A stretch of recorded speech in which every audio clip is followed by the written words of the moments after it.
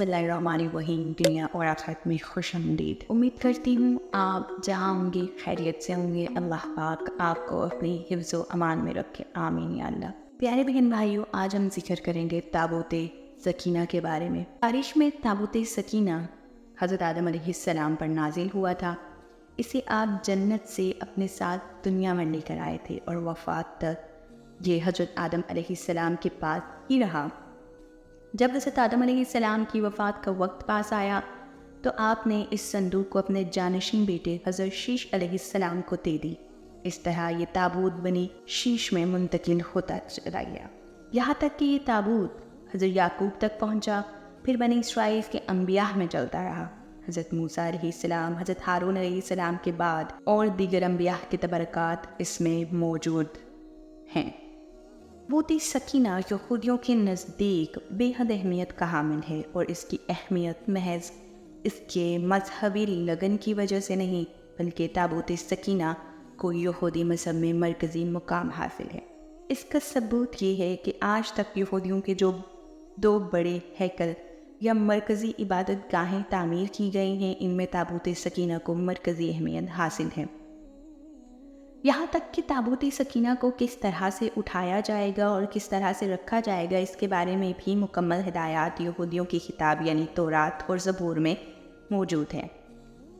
प्यारे बहन भाइयों, आज इस वीडियो में जानेंगे कि यहूदी मज़हब में जिस ताबूत सकीना को इस कदर अहमियत हासिल है, दरअसल इसका महज क्या है और ताबूत सकीना को इस कदर मरकज़ी अहमियत क्यों हासिल है।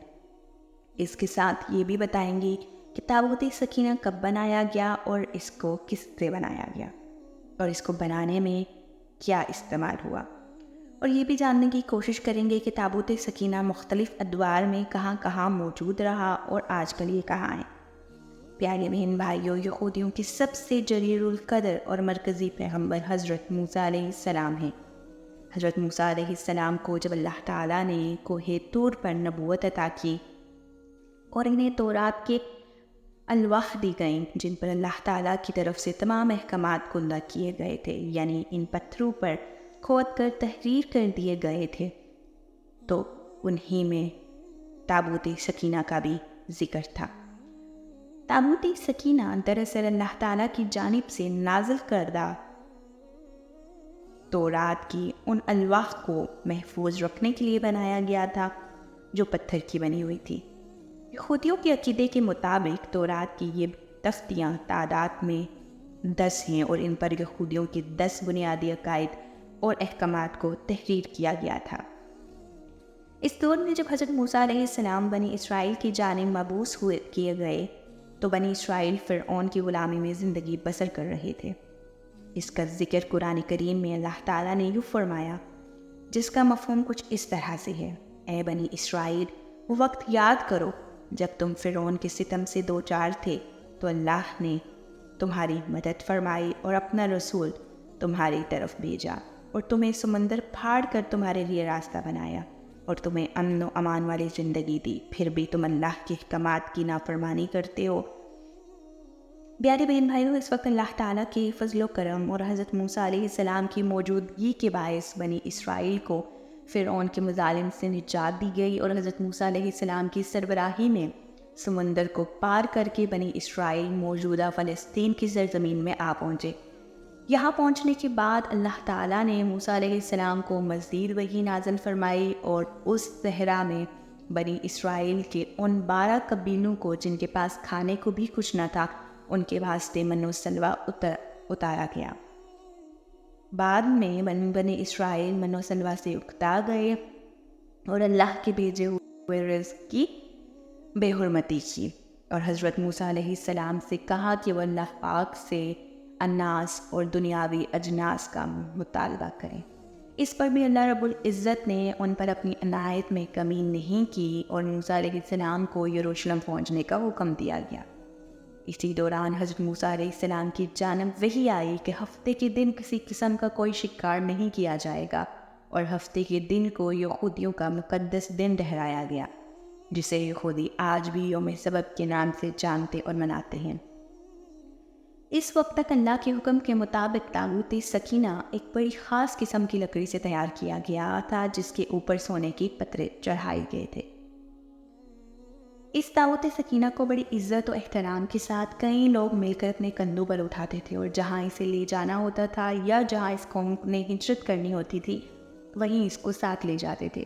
حضرت موسیٰ علیہ السلام کا زمانہ گزرا تو بنی اسرائیل نے حضرت موسیٰ علیہ السلام کا جبہ مبارک، عصا مبارک اور ان کی دستار مبارک کو بھی بطور بزرگی کی نشانی اور پیغمبر کی یادگار کے اس تابوت میں سنبھال کے رکھ دیا۔ بنی اسرائیل اس صندوق کو لڑائی میں آگے رکھتے، اللہ تعالیٰ اس کی برکت سے فتح عطا کرتے۔ جب بنی اسرائیل نے نافرمانی کی تو اللہ تعالیٰ نے قوم مالکہ کو ان پر مسلط کیا۔ انہوں نے بنی اسرائیل اور ان کے شہروں کو تاراج کیا، انہیں علاقہ بدر بھی کیا اور ان کے اولادوں کو قتل و گرفتار بھی کیا اور تابوت بھی لے گئے۔ لیکن اللہ تعالیٰ نے جالوت اور اس کی قوم کو تابوت کی وجہ سے مختلف آزمائشوں میں گرفتار کیا۔ انہوں نے تابوت کو بیل گاڑی میں رکھ کر بنی اسرائیل کی بستیوں کی طرف ہنکا دیا۔ اس پورے عمل میں فرشتے پس پردہ مختلف امور انجام دیتے رہے۔ اسی وجہ سے سورہ بقرہ میں اللہ تعالیٰ نے فرمایا کہ فرشتے اسے اٹھا لائیں گے یا براہ راست فرشتے اسے اٹھا کر لائے، اور تابوت کا لوٹنا اللہ کے نیک بندے طالوت کی بادشاہت کی منجانب اللہ ہونے کی دلیل ٹھہری۔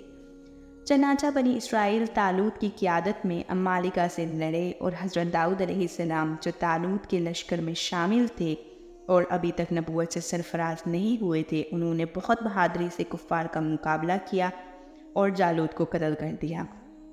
اللہ تعالیٰ نے حضرت داؤد علیہ السلام کو بادشاہت، حکمت اور نبوت عطا فرمائی اور جو چاہا علم دیا۔ یہودیوں کا عقیدہ ہے کہ جب تک ان کے پاس تابوت سکینہ ہے انہیں شکست کا منہ نہیں دیکھنا پڑے گا اور وہ ہر جنگ میں کامیاب و کامران رہیں گے۔ تابوت ملنے کے بعد حضرت داؤد اور اس کے بعد ان کے بیٹے حضرت سلیمان علیہ السلام نے بنی اسرائیل کی سلطنت کی بنیاد رکھی اور اس کو پھیلاتے گئے۔ حضرت سلیمان علیہ السلام نے اپنی دور میں تابوت سکینہ کے لیے بنی اسرائیل کی تاریخ کا دوسرا بڑا معبد یعنی عبادت خانہ تعمیر کروایا، جسے یہودی ہیکل سلیمانی کہتے ہیں۔ یہ ہیکل بہت شاندار تعمیر کیا گیا تھا اور اس میں مرکزی حیثیت تابوت سکینہ کو حاصل تھی۔ حضرت سلیمان علیہ السلام نے تابوت سکینہ کی تزئین و آرائش کو مزید بڑھایا اور گزرے ہوئے پیغمبروں کی تمام نشانیاں بھی اس میں رکھ دی، جس میں حضرت داؤد علیہ السلام پر نازل کردہ زبور کی تختیاں بھی شامل تھیں۔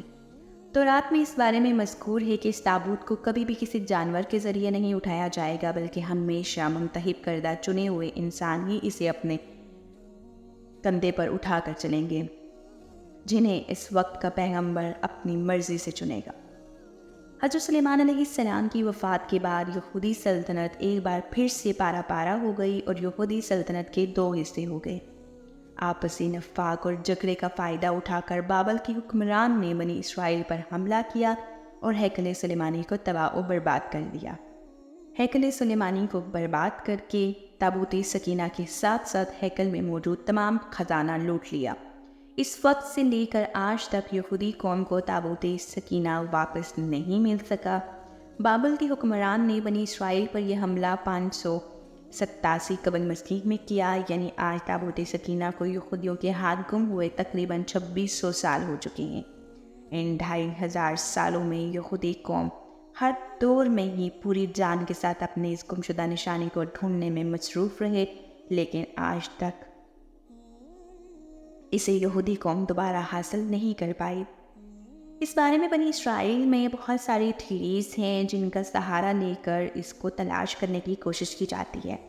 ان تھیریز کی وجہ یہ ہے کہ جب بابلی حکمران ہیکل کو لوٹنے کے بعد تابوت کو ساتھ لے گیا تو اس کے بعد سے اس کی کوئی خبر نہ ملی۔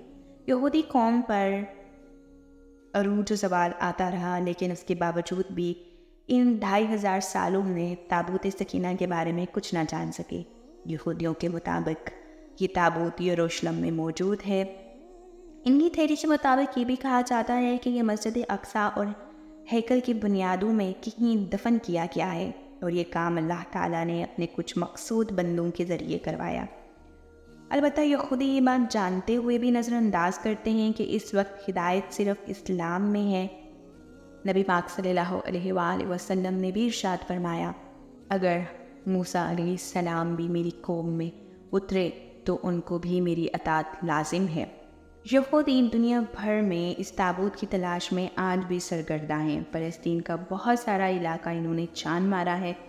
ان کے مطابق تابوت سکینہ تو حضرت سلیمان کے محل کے آس پاس ہی ہے۔ اسرائیل نے جو فلسطین پر ظلم ڈھائے ہیں، اس کی بھی وجہ یہی ہے کہ وہ تابوت سکینہ کی تلاش میں ہیں، لیکن ان کی عقل اس بات کو سمجھنے سے ناقص ہے کہ جب بابل کے حکمران نے ان پر حملہ کیا تھا تب بھی ان کے پاس تابوت سکینہ تھا، اس کے باوجود ان کو شکست ملی۔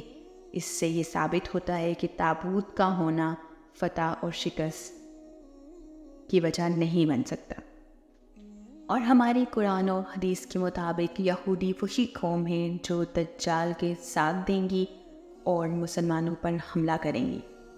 اللہ پاک ہمیں دجال کے فتنے سے محفوظ رکھے اور اپنی حفاظت میں رکھے، آمین یا اللہ۔